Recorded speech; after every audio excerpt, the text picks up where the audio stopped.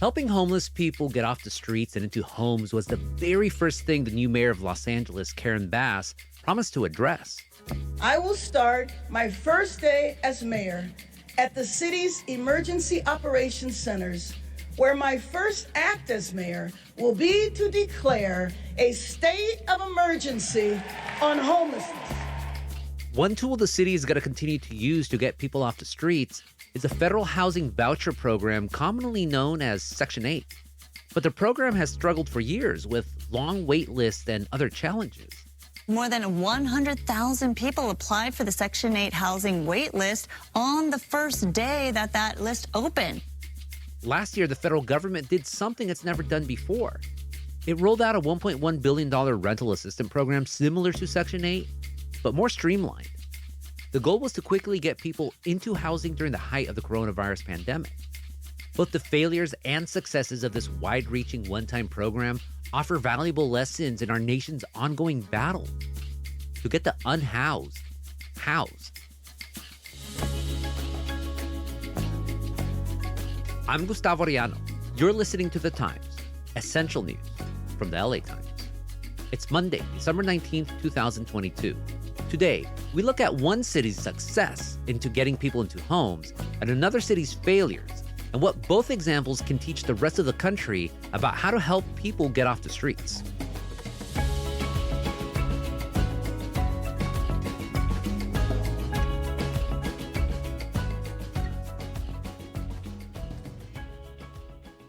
Anumita Kaur is a former fellow for the Los Angeles Times. Anumita, welcome to the Times. Thanks for having me. So this federal emergency housing voucher program, what did it actually entail and what was the reason for it? Yeah, so this emergency housing voucher program was funded through the American Rescue Plan Act. So last spring, the Federal Housing Agency HUD distributed 70,000 emergency housing vouchers across the nation. And the point was to rapidly house the most marginalized and vulnerable people at the height of the pandemic. So these were distributed to local housing authorities across the nation to identify folks that needed them and place them into homes as soon as possible. And so these are effectively a scaled up version of Section 8 vouchers, right? So higher rent caps, easier to get them, easier documentation to get them. And Section 8 housing, of course, is to help people out to get housing in the first place. Yeah, it's for low income folks to be able to secure a roof over their heads. And it's been around for a long time. It's a program in which the federal government picks up a large portion of someone's rent in order to allow them to have a roof over their heads. However, that program historically has had a lot of hurdles. There's very long wait lists, and it comes with challenges. And so, again, when this emergency housing vouchers program was unveiled, it was seen as something that could possibly be a better, more efficient version of that. Was this pandemic voucher program successful? You know, it's hard to say yes or no. I don't think it's a clear answer. What we're seeing is across the nation, so many of these local housing authorities, including in California, LA, San Francisco, San Diego, they have managed to issue these vouchers to people. So people have vouchers in hand, and that is a good thing. However, the hurdle is now that in these major cities, particularly LA, particularly San Francisco, you have all these folks that have vouchers in hand, but are unable to find themselves housing with them. When we look at it that way, I mean, can it be a full success if folks aren't actually in a home with their voucher? Yeah, how frustrating to hear these folks with vouchers. They're ready to pay rent and yet they can't find places to live. So clearly the program has problems. But you also found a success story down in San Diego where they were actually able to use these housing vouchers to get people into homes. What happened there? San Diego, despite having low rental vacancy rates, a high cost of living, high houselessness, has managed to lease up, meaning folks are actually in a home with their voucher, 100% of the vouchers that they were issued through the Federal Housing Agency. So that is quite a success, knowing that it has similar challenges to San Francisco and LA. When I went there, there were a couple reasons that I found for that. One is that they seem to have a more streamlined process that gets folks from getting a voucher and into a home. One of the stories that really depicts the success of the program in San Diego is of Hope Shaw and Jonathan Tiznato. Jonathan Tiznato is someone that was houseless for a couple years living out of his car. I was super skeptical and like best believe I was definitely calling Hope like, hey, like what's up? Like every week, you know what I mean? Yeah, it worked out. Luckily pretty fast. Yeah. So one of the things that the San Diego Housing Commission did that's different than LA and San Francisco is that they also hired on 5 full-time in-house housing specialists. So the job of those housing specialists is to just quite literally find homes for these folks with these emergency housing vouchers. Hey, this is Hope calling you guys with Path. I was looking to speak to a manager or someone. Speaking. Okay, One of those folks is Hope Shaw, and her entire role is to find housing for folks that have these emergency housing vouchers. And it really just creates a more streamlined process. So my client, he has a 1-bedroom voucher, and I know that that's good for $1,740. But I had a question for you. So he found a unit in National City that's $1,895.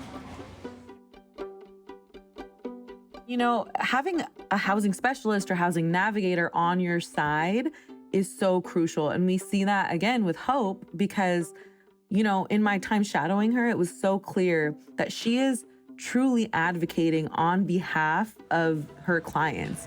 Yeah, it's just a little bit over. Okay, can we make it work? It could, let me see how we could make it work. Okay. So she is personally calling landlords every single day to pitch her clients' cases. She is calling them every single day to explain to them why, despite perhaps a low credit score, despite, whatever preconceived notions they might have about a houseless person, why they should house this person, why they should accept their application. I remember looking at her schedule for the day one day, and effectively 5 out of the 8 hours of her working day were simply allotted to searching for vacant apartments for her clients. And so you really see both the amount of effort that is put in to find someone housing, as well as the amount of advocacy it takes on their behalf. And I think that's something that struck me about what Hope does that I didn't realize going in, was that not only is she doing that front end work, right, of like finding an apartment, advocating to the landlord, she's also then the one that actually fills out the form for them often. She's the one that will apply on their behalf. She will send in the documents that are necessary, and then she will make sure that the deposit is paid for. She will make sure that if there's a holding fee, that is taken care of. And so there's so much that goes into it, and you really see the necessity of it as well. Are you guys gonna help them with the deposit? Path is we're gonna pay for his application for the holding deposit. So what if they are not willing to budge to $1,825 and they're solid on $1,895? Is it possible I can still apply and then you guys will approve it if he's willing to pay his prorate? Yeah, we could talk to the owner directly. Okay, yeah. I can call her. I can just call her and see if there's any way she'll lower it to $1,825. She might do it. So that's one thing that they're doing differently. And the other thing that San Diego and the San Diego Housing Commission is doing differently is calculating the rent caps for these vouchers. So they have something called small area fair market rents, which means that a voucher's rent cap is calculated on a zip code by zip code basis instead of a flat rate across the city, which is what San Francisco does, which is what LA does. Yeah, that's important for a city like San Diego because the neighborhoods are vastly different in rent. Something on the coast is going to go for way more than, say, something more inland. And people don't want to just move anywhere. They want to stay close to schools, work, in neighborhoods they know, but that can mean huge disparities in rent prices. And, I think we see it in northern cities as well, right? Like one neighborhood can be much more expensive versus another. And so to have that flexibility with a voucher is very important and has lended success to San Diego's program. Coming up after the break, what went wrong in other cities in California?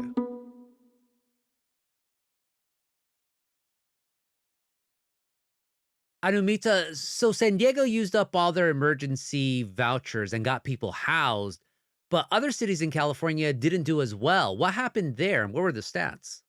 Yeah, so other cities have really struggled to get people into homes, even with these vouchers. So In Los Angeles, as of November, less than a fourth of the vouchers have actually placed people in homes. In San Francisco, I believe it's about less than 45%. And so, you have hundreds of people in California that have a voucher in hand that are still on the street. And so the problems that they're facing aren't new, right? Rent is high. There are few available apartments. Landlords are unwilling. But I think what has exacerbated the situation is that the programs in these cities often shuffle people from one organization to another, right? And so you might have one person at one organization that's helping you find housing with your voucher.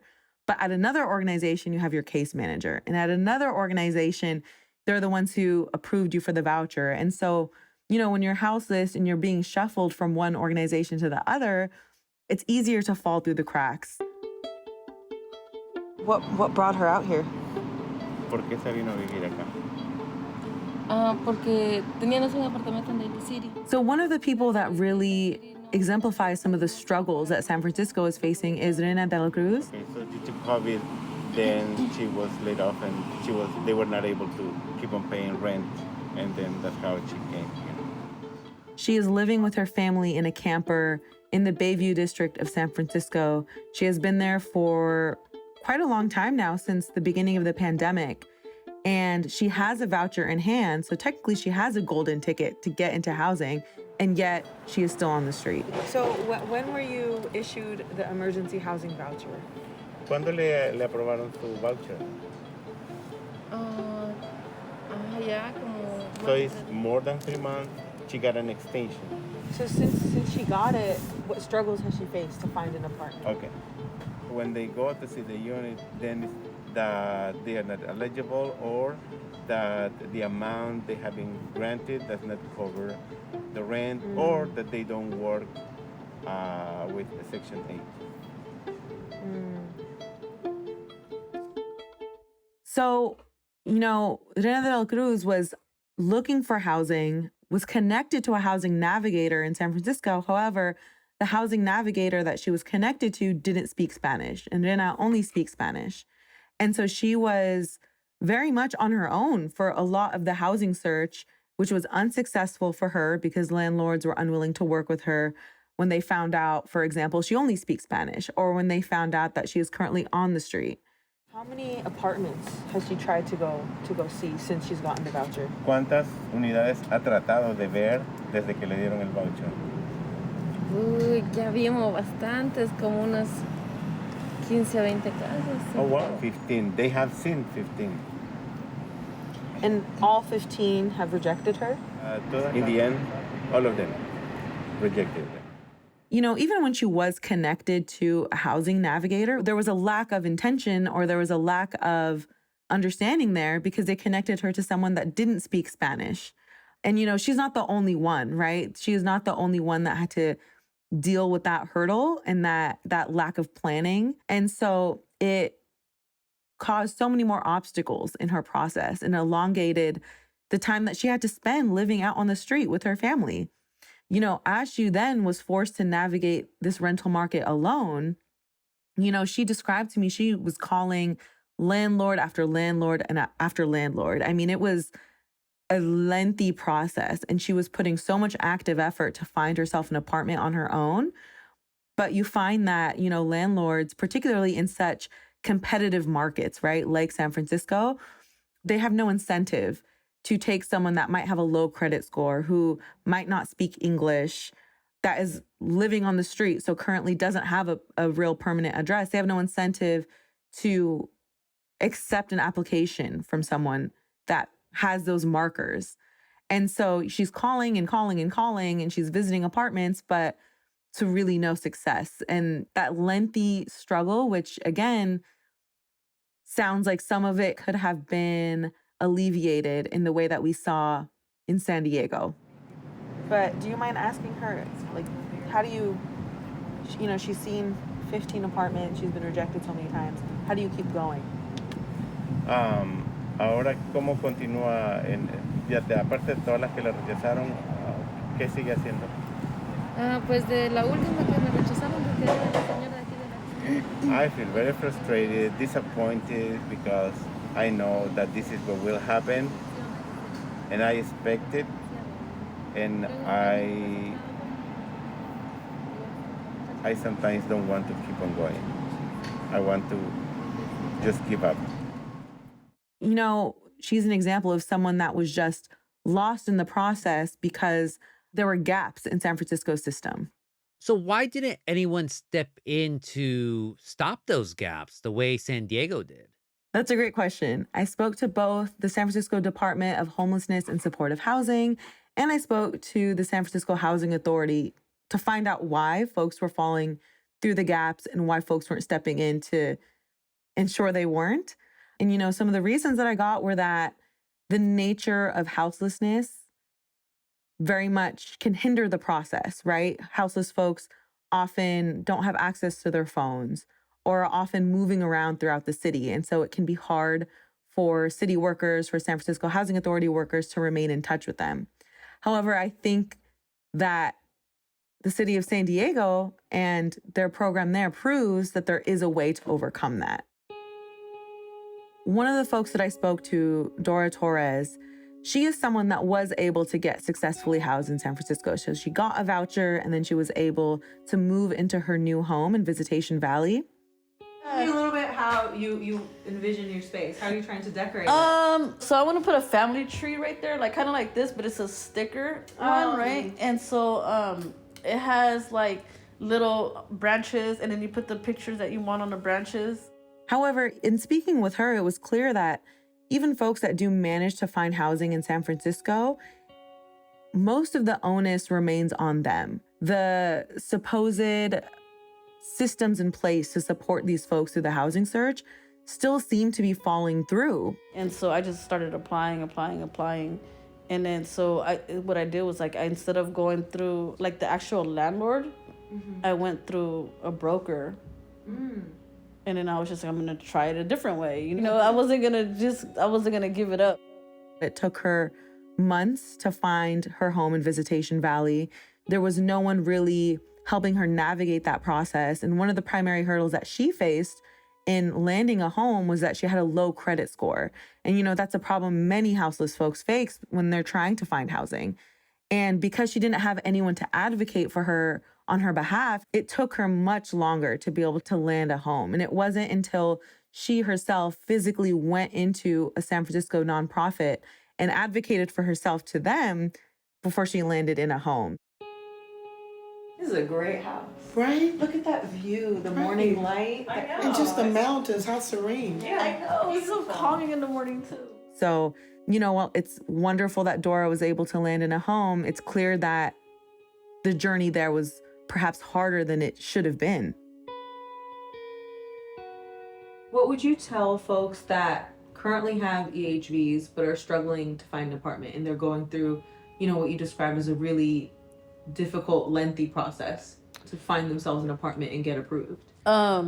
It's just, you know, you got to be consistent with what you do. Like, don't give up, because if you give up, you're not going to make it happen.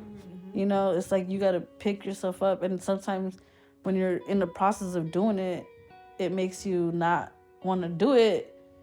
But that's when you should struggle even harder to do it. You know what I mean? Because at the end of the day, somebody's going to say yes. It might not be what you want, you know what I mean? But it's something better than the street. I'm the type of person that, like, if you give me something, I want to get it on my own, or I want to find it on my own. So if you give me a voucher, of course, I'm going to go try to get my own home. More after the break.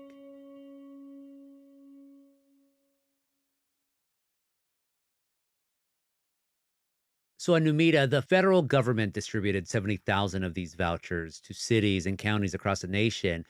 Outside of California, the examples that you talked about, how did other states and cities do when it came to getting people into homes while the pandemic was raging? If you look across the nation, as of November, the utilization rate, right? So the percent of vouchers that are actually placing people into homes across the nation is at 52%.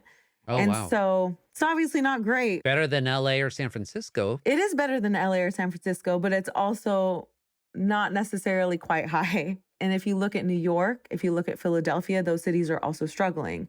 However, some cities are doing well. So Chicago, for example, is a city that has a pretty high utilization rate.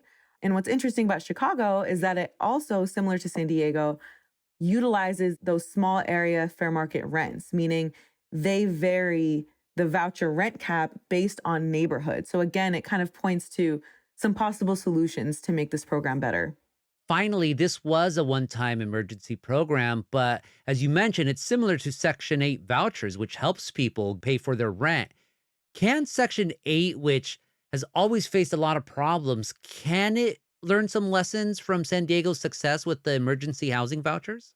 Absolutely. I think that one of the things that I'm interested to see explored is, the adoption of small fair market rents. I think that made a big difference in San Diego's success. And I think it potentially could make a big difference in other areas as well, right?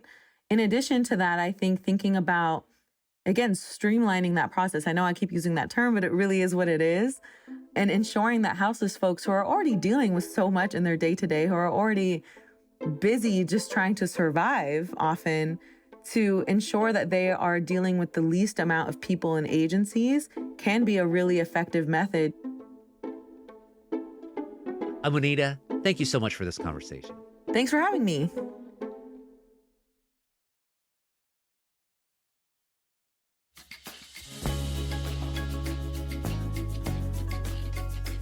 And that's it for this episode of The Times, essential news from the LA Times. Kinsey Moreland was a hef on this episode. Mark Nieto mixed and mastered it, and Jasmine Aguilera edited it. Our show is produced by Denise Guerra, Kasha Barsalian, David Toledo, and Ashley Brown. Our editorial assistants are Roberto Reyes and Nicholas Perez. Our fellow is Helen Lee. Our engineers are Mario Diaz, Mark Nieto, and Mike Heflin. Our editor is Kinsey Moreland. Our executive producers are Jasmine Aguilera, Shani Hilton, Hiba El Urbani, and our theme music is by Andrew Even. I'm Gustavo Arellano. We'll be back Wednesday with all the news in this month. Gracias.